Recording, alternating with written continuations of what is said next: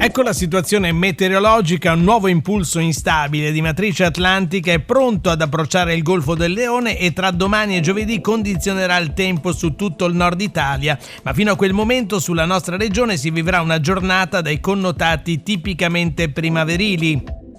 Oggi cieli quasi totalmente sereni su tutto il territorio regionale per tutto il pomeriggio, con al più locali velature in transito in serata sull'estremo ponente. Venti moderati o localmente forti da nord-nord-ovest con rinforzi sulle coste savonesi e nelle vallate genovesi, in lieve calo durante il pomeriggio, mare generalmente mossi con possibili rinforzi al largo delle coste di Levante, temperature massime in locale d'ulteriore aumento sulla riviera di Ponente e nelle vallate del Genovese dove saranno possibili picchi di 20 gradi.